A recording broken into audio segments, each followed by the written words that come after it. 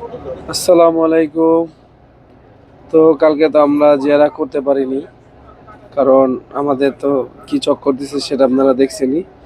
তো আজকে আবার সকাল সকাল বের হয়ে গেছি জিয়ারা করার জন্য। জাবালে সুর, জাবালে নূর, আরাফার ময়দান যেগুলো আছে এগুলো এখন দেখাবো আপনাদের, আমরাও দেখব। তো চলুন আমার সাথে।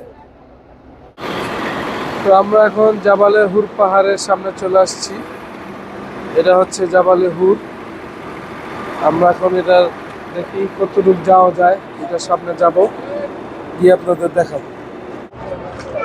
দেখতে পাচ্ছেন এখানে অনেক মানুষের জমায়েত হয়েছে।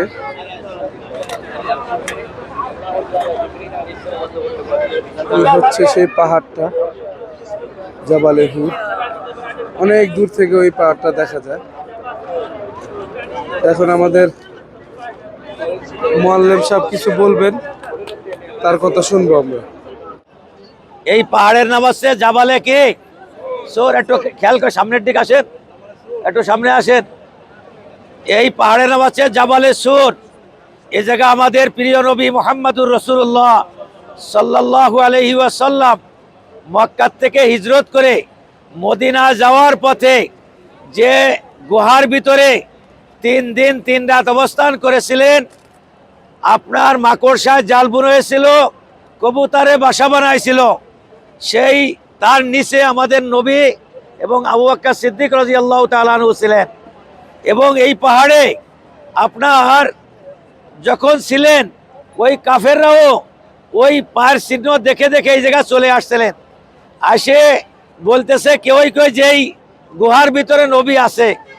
আবার আল্লাহ তাআলা কারো কারো জেন ঘুরাই দিয়েছে যে নবী যদি এর মধ্যে থাকবে, মাকড়সার জাল বোনারও এবং কবুতরের ডিম পড়া এটা কিভাবে হতে পারে।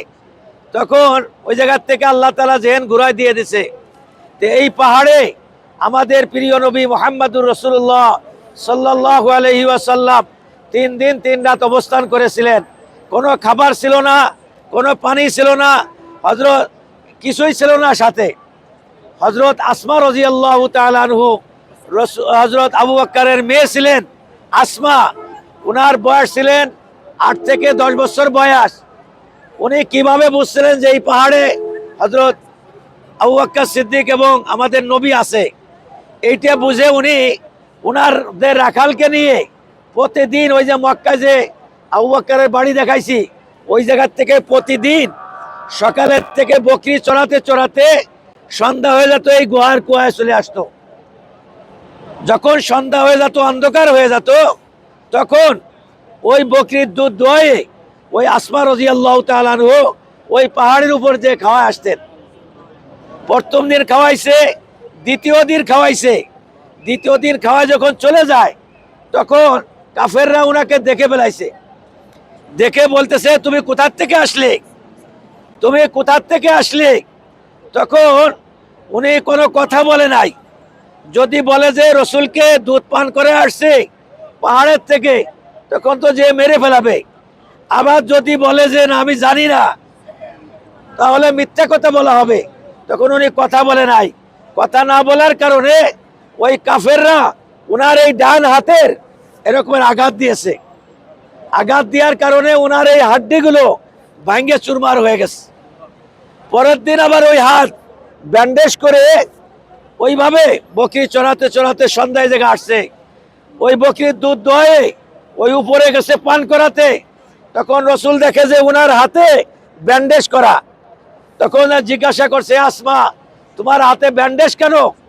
তখন আসমা রাদিয়াল্লাহু তাআলা আনহু কান্দে দিছে যে রসুল আমি গতকাল যে দুধ পান করে আপনাদেরকে যাওয়ার সময় কাফেররা আমাকে দেখছে। আমি কোনো কথা না বলার কারণে কাফেররা আমাকে আঘাত করছে, আঘাতের কারণে আমার এই হাড্ডিগুলো ভেঙে গেছে। তখন রসুল পাক সাল্লাল্লাহু আলাইহি সাল্লাম ওনার এই হাতকে এইভাবে হাত বুলাইছে, আল্লাহ তাআলা সাথে সাথে ভালো করে দিয়েছে। এই জন্য দেখেন সাহাবায়ে কেরাম আজমাইন রাদিয়াল্লাহু তাআলা আনহুম রসুল দিনের জন্য কত কুরবানি করেছে, কত কুরবানি করেছে। ঠিক আমাদেরকে ওরকমের ইসলামের জন্য, দিনের জন্য কুরবানি করার নিয়ত এই জায়গাতে আমরা করে যাব। কি বলেন ইনশাআল্লাহ? আল্লাহ তাআলা আমাদের সবাইকে তৌফিক দান করুক। দোয়া করে আল্লাহুম্মা আমিন। আলহামদুলিল্লাহি রাব্বিল আলামিন। তো বন্ধুরা দেখতে পাচ্ছেন আমরা এখন একটা বাড়ির সামনে চলে আসছি। আর এই বাড়িটা হচ্ছে মক্কার সবচেয়ে বড় ইমাম আব্দুর রহমান আল সুদাইসি ওনার বাসা।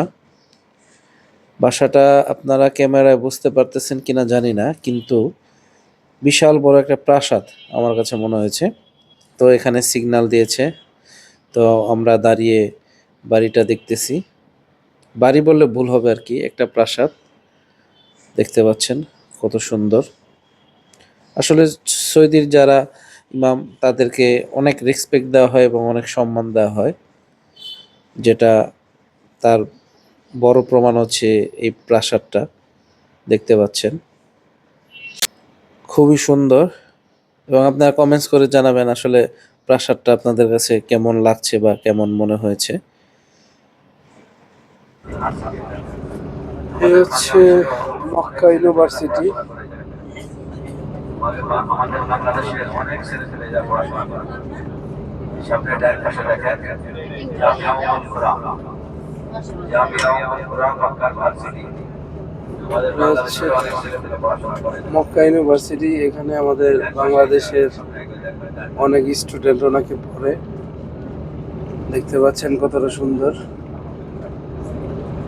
জামিয়া উম্মুল কুরা মক্কার ভার্সিটি ডাইরেক্ট পাশে দেখেন জামিয়া উম্মুল কুরা।